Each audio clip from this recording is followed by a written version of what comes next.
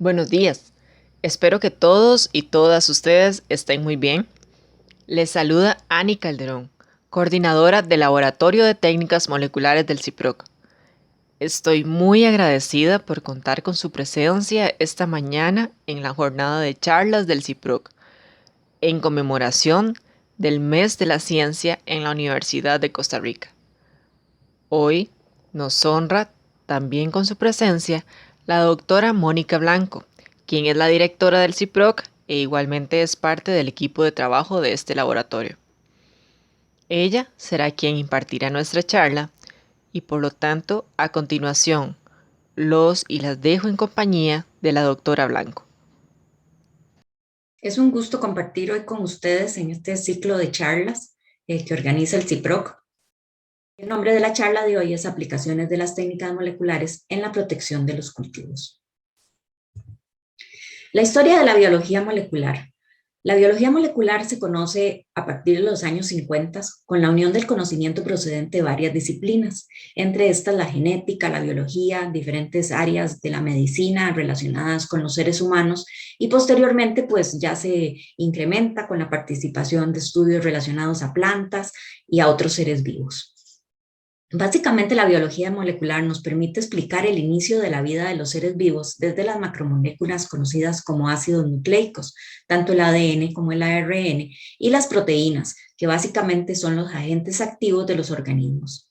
Y esto nos permite caracterizar la estructura, función y relaciones entre estas macromoléculas para establecer las funciones básicamente de los seres vivos.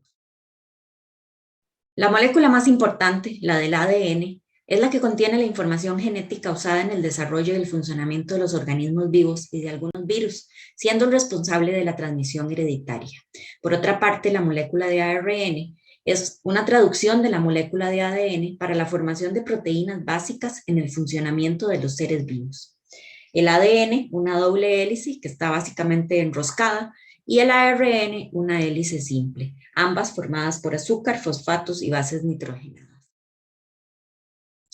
Las metodologías relacionadas con la biología molecular, que básicamente se denominan técnicas moleculares, poseen dos puntos sumamente importantes y bajo las cuales básicamente se realizan la mayoría de las aplicaciones que vamos a hablar hoy, y son la extracción de ADN y el PCR. Una tercera, la electroforesis, solo se realiza en ciertos casos. La extracción de la molécula de ADN o de ARN.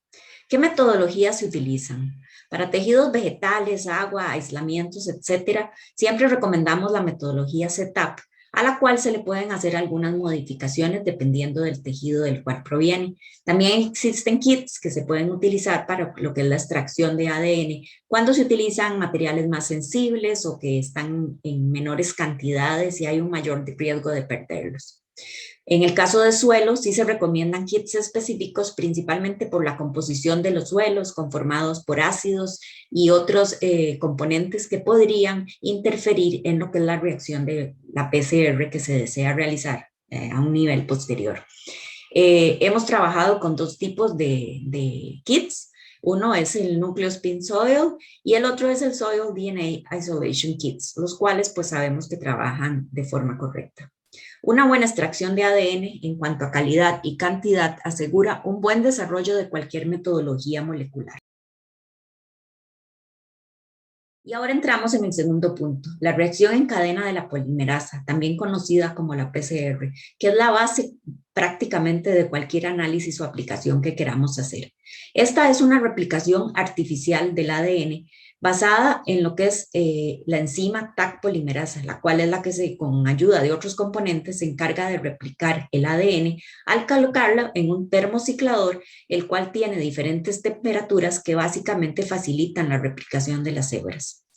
Y finalmente, como les dije, en el caso de ciertos PCRs, pues se requiere realizar una electroforesis, que básicamente es un gel de agarosa, donde se representa de forma física el resultado que obtuvimos a partir de la replicación. Una replicación correcta o la presencia de un individuo en una muestra se vería como lo que es la presencia de bandas o lo que se llama también un resultado positivo. Un resultado negativo sería la ausencia de ese microorganismo en esa muestra o en ese tejido o en ese aislamiento. Ahora, los pasos básicos para realizar un correcto PCR. Un ADN cuantificado, que esté en la cantidad correcta, que no haya ni mucho ni menos.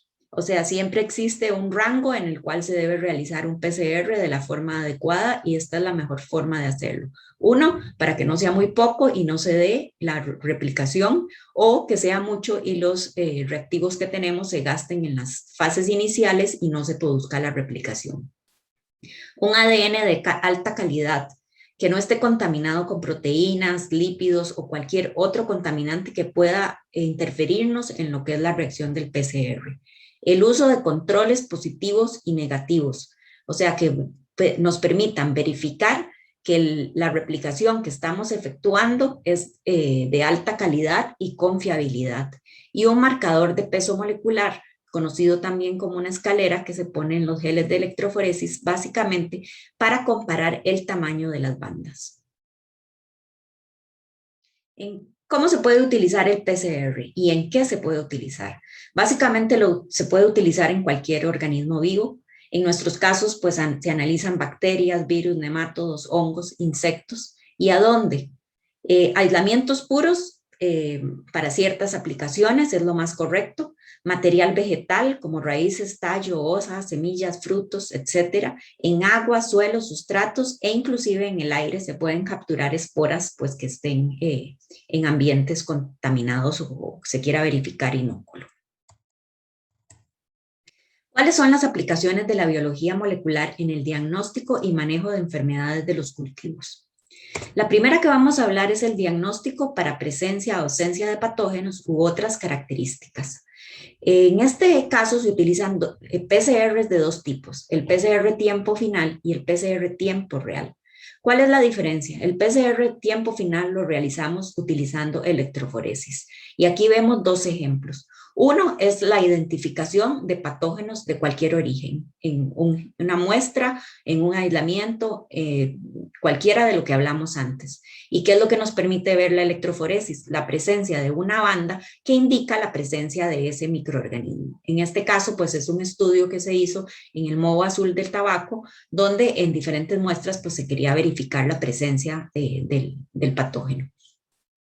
En otro caso, la identificación de otras características diferentes, como en este estudio donde se realiza la identificación mediante PCR del sexo de la papaya en un híbrido conocido aquí en Costa Rica. De esta forma se realiza un multiplex donde se ven diferentes bandas para la misma muestra. Entonces, en este caso, dos bandas en una muestra indican que la planta es hermafrodita y una sola banda indicaría que es femenina. De forma que esto le da al productor o agricultor una opción de cómo comenzar en un inicio lo que es su plantación de papaya. Otro ejemplo es este proyecto que se trabajó en el laboratorio denominado Monitoreo y Desarrollo de un Diagnóstico Temprano para la Fusariosis. La fusariosis es causada por un patógeno conocido como Fusarium gotiforme y afecta el cultivo de piña. Este proyecto se realizó entre el 2015 y el 2018.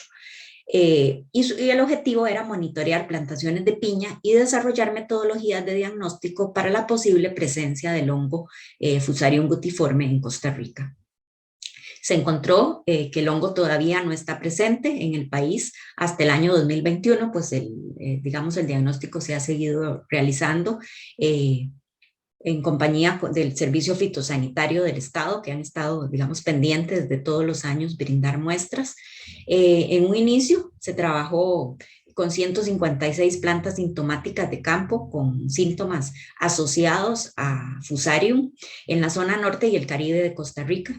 Se hicieron alrededor de 394 platos de cultivo provenientes de bases del tallo, de raíces internas y externas, de follaje, de higos, del fruto y del pedúnculo de la piña.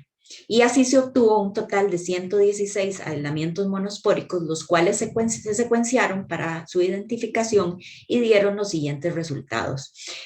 Básicamente se encontró 6 especies de Fusarium, entre estas Solani, Incarnatum, Concolor, Oxysporum, Proliferatum y Fusarium ananatum, que fue la especie predominante. A la vez, en aislamientos del fruto, también de 19, 18 tuvieron la presencia de Fusarium ananatum. Como se ve, esta fue una sintomatología que se pudo asociar al patógeno y a ciertas condiciones abióticas, y dentro del fruto, pues la inoculación de Fusarium ananatum sí produjo alguna, digamos, necrosis en frutos post cosecha. Por otra parte, lo que les decía, el PCR tiempo final fue el que vimos antes, que depende de la electroforesis. El PCR tiempo real lo que nos genera son gráficos generados en la computadora a la hora que se hace la lectura por parte, digamos, del termociclador. En este primer caso, vemos la detección del mismo moho azul en plantas de tabaco en tejidos o en ADN extraído de diferentes partes, digamos, de la planta, e inclusive en esporas o en suelos. Y lo que se representa es una línea que va creciendo de una curva exponencial que crece a lo largo del gráfico y nos muestra básicamente la cantidad de ADN que se localiza en una muestra. Un resultado positivo no habría crecimiento básicamente de la curva exponencial. En esto vemos algo que se realiza de forma común aquí para verificar la presencia de Ralstonia solanacearum, por ejemplo, en este caso, almácigos de tomate contra suelo. En este caso vemos que los almácigos de tomate están negativos y el suelo está positivo. Por lo tanto, pues esto le da una visión previa al agricultor de qué es lo que va a pasar cuando siembre esas plántulas de tomate y cuál va a ser el resultado posterior, que lo más probable es pues se infecte, ¿verdad?, con la bacteria conforme pasa el tiempo. Además de la identificación de patógenos, el PCR tiempo real nos da un plus extra, que es la cuantificación. Entonces aquí podemos ver dos ejemplos de qué es lo que podemos cuantificar. En este primer ejemplo gráfico azul, podemos verificar la cantidad de inóculo que afecta a una plantación a lo largo del tiempo. Se podrían recolectar muestras a lo largo del tiempo, ya sean dentro de un mes, dentro de diferentes meses, dentro de diferentes años, y verificar la cantidad de inóculo que está cayendo o tiene esa plantación. Y así establecer un manejo correcto de la plantación, la aplicación de químicos o cualquier otro controlador a lo largo de los meses y cuáles son los meses más propensos, digamos, a tener inóculo. Otro ejemplo es este gráfico anaranjado, en donde el suelo puede ser cuantificado de diferentes plantaciones, y esto se vio en un ejemplo de un proyecto denominado Evaluación de Estrategias para el Manejo Integrado de la Hernia de las Crucíferas, Plasmodiófora abrasice. En este proyecto básicamente se colectó suelos de diferente procedencia, especialmente de tres tipos de plantaciones. Una con un inóculo alto, que básicamente las plantas morían inmediatamente, o sea, duraban poco tiempo en la plantación. Un suelo con un inóculo medio, que daba cierto margen todavía de producción, ¿verdad?, a lo largo del ciclo de la planta, y suelos con un inóculo bajo, que en realidad la plasmodiófora no afectaba prácticamente lo que era cualquiera de las crucíferas que se tenían en esas plantaciones. Esto nos dio la capacidad de poder relacionar con suelos de diferentes procedencias, de diferentes plantaciones, y darle una cercanía, digamos, al agricultor de cuál iba a ser, digamos, el futuro de esa plantación de acuerdo a la cantidad de inóculo que se mantenía, digamos, presente en el suelo. A la vez, Plasmodiófora, pues es un organismo obligado que no se puede aislar. Por lo tanto, la identificación de este organismo por medio de PCR, en este caso tiempo real, fue muy útil, digamos, para lo que fue la identificación del patógeno, no solo en crucíferas, sino también en algunas otras arbences que se encuentran, digamos, en la plantación y producen también problemas o funcionan como hospederos alternos. Una segunda aplicación es la identificación por secuenciación con marcadores universales o específicos. La secuenciación básicamente se utiliza el PCR, y a partir de ahí se produce un amplicón o una secuencia de cierta cantidad de nucleótidos, el cual es desconocido.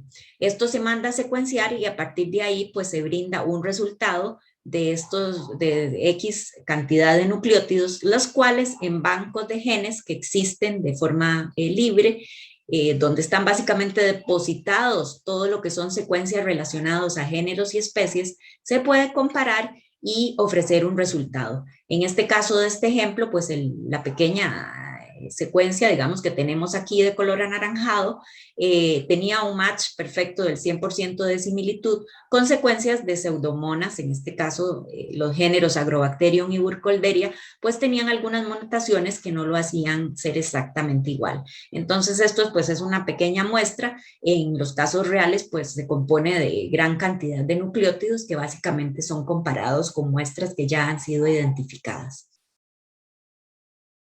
Ahora, la secuenciación también se utiliza para estudios filogenéticos. Un ejemplo es este proyecto denominado Diagnóstico Morfológico y Molecular de ácaros del género Tetranicus, que se recolectó material en diferentes cultivos agrícolas de Costa Rica.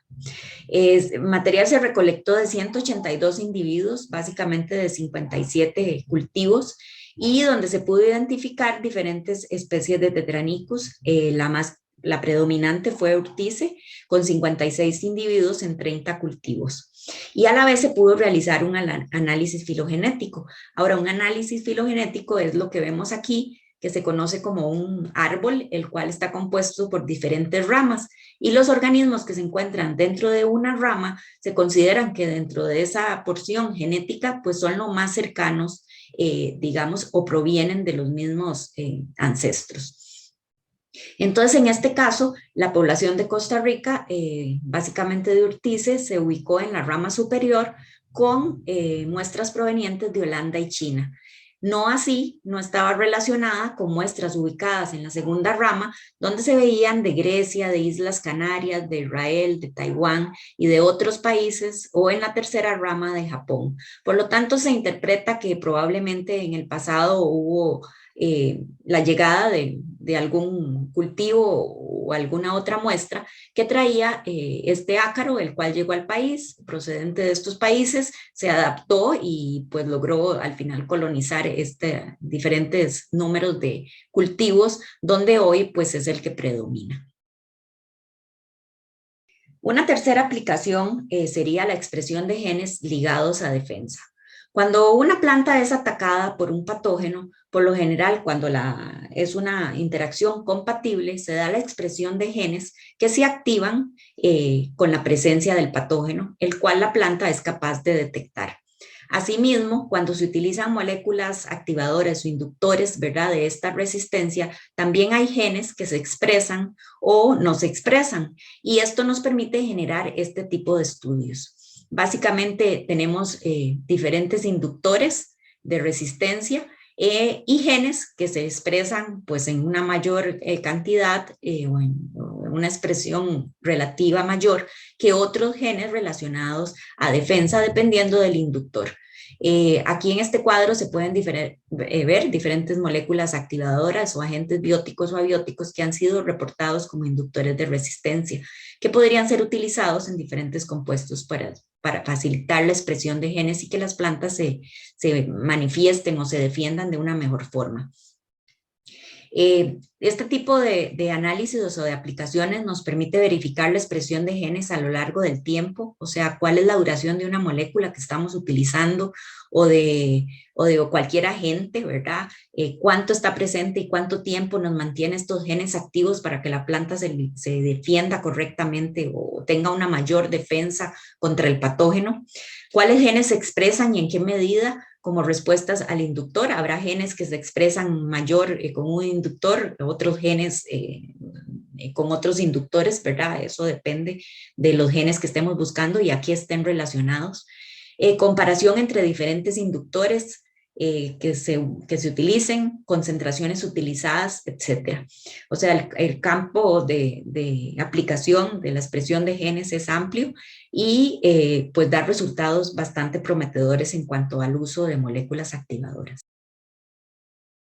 Una cuarta aplicación son los estudios ligados a resistencia.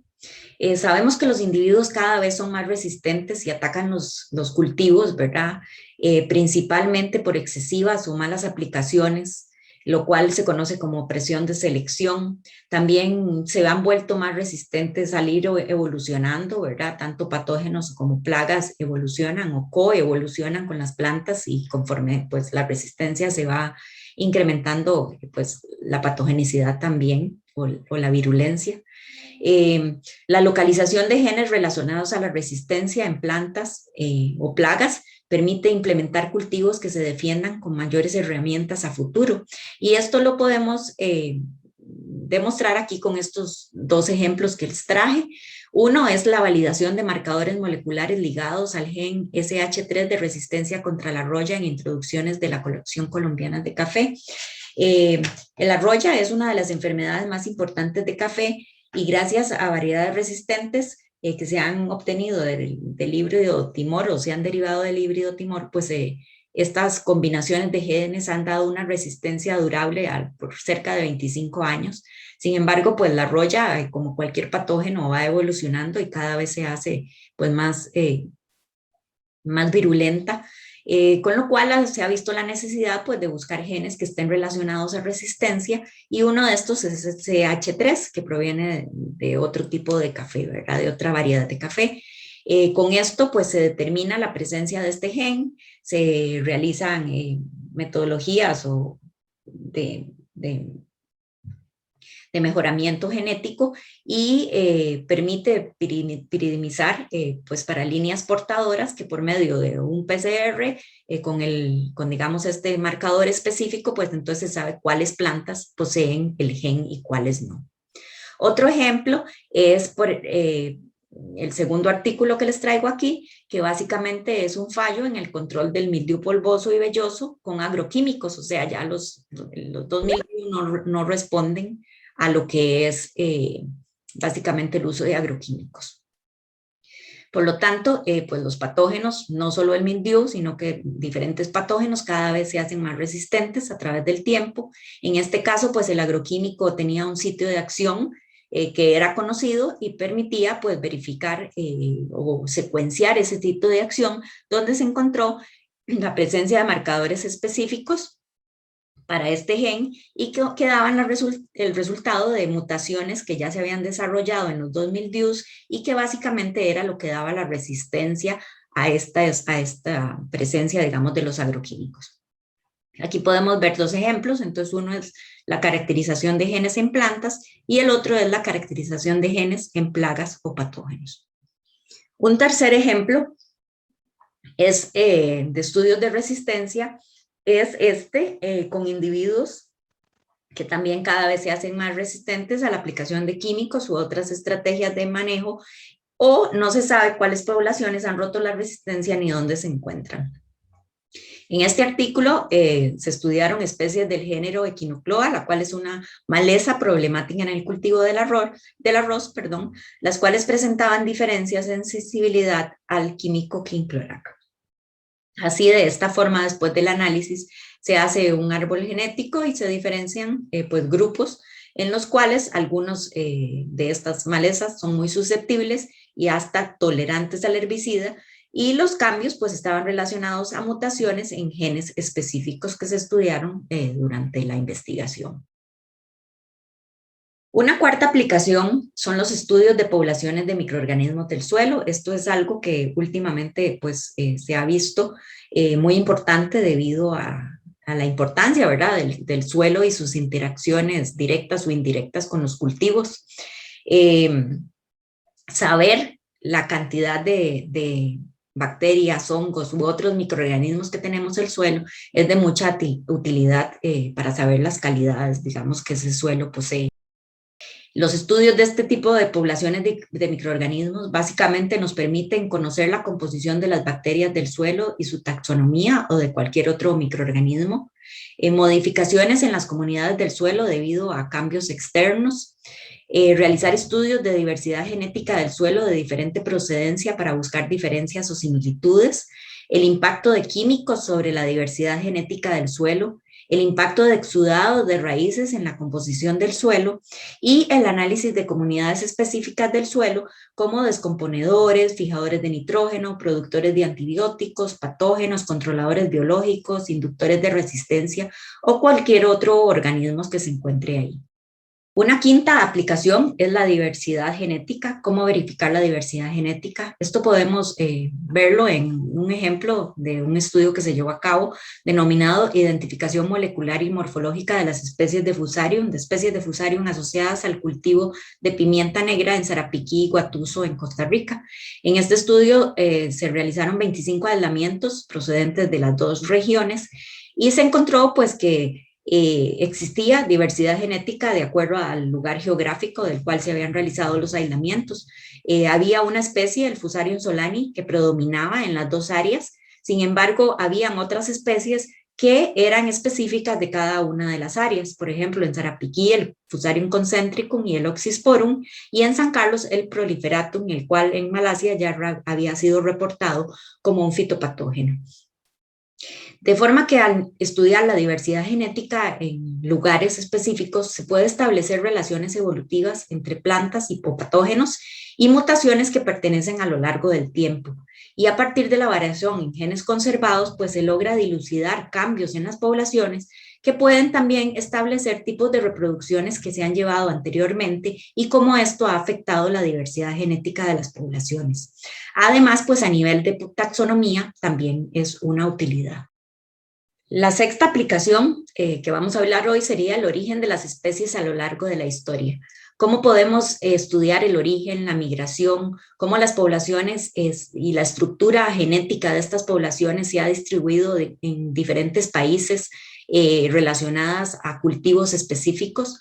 ¿Cuál es el origen de estas poblaciones y cómo han evolucionado o coevolucionado las especies a lo largo de la historia? Estos estudios son muy útiles principalmente pues en los sitios de origen, es donde está la mayor diversidad genética de la mayoría de las especies y por lo tanto es de mucha utilidad para el mejoramiento genético. Por otro lado, los genes de resistencia pueden localizarse en material silvestre, pues que están localizados en estos sitios de origen y posteriormente utilizarlos para implementar pues nuevas variedades o nuevos materiales con mayor resistencia. Como sabemos, a la hora de nosotros domesticar las especies, hay genes que quedan perdidos a lo largo de la historia. Muchos de estos genes son los genes de resistencia. Por lo tanto, pues se disminuye esa capacidad que tienen las plantas de defenderse por sí mismas. El séptimo es la prevención de enfermedades, el seguimiento a organismos cuarentenarios y la certificación de material vegetal. En esto podemos hablar básicamente de cómo podemos prevenir la entrada de enfermedades al país, lo cual pues son organismos cuarentenarios, ¿verdad? Que tenemos que impedir que entren, y cómo podemos certificar que el material que estamos utilizando pues sea un material limpio y de buena calidad. Aquí hay una lista pues, de patógenos que han afectado diferentes cultivos a lo largo de los años, en los cuales hemos realizado estudios. En este momento, pues en el banano, el Fusarium oxysporum cubense raza 4 es uno de los más importantes y que se advierte, ¿verdad?, de la posible entrada en el país y de los problemas que podría traer, así como pues otros patógenos que también interfieren en el desarrollo y calidad de los cultivos que tenemos en el país. Hasta aquí, pues, la presentación. Espero que ha sido provechosa y las aplicaciones enfocadas hacia el área de la biología molecular les sirvan para el desarrollo de lo que realizan en sus trabajos o investigaciones. Muchas gracias por la atención brindada. Le agradecemos a la doctora Mónica Blanco el haber compartido su conocimiento y experiencia con todos y todas. A la vez, aprovecho para recordarles la información para establecer contacto con el CIPROC, ya sea a través de la página web, el correo electrónico, vía telefónica o por medio del perfil de Facebook. De igual manera, de parte del Laboratorio de Técnicas Moleculares del CIPROC, estamos a su servicio y nos pueden contactar vía correo electrónico o por medio de llamada telefónica. Reitero el agradecimiento por su asistencia a esta charla. Espero que estén muy bien y que tengan muy buen día.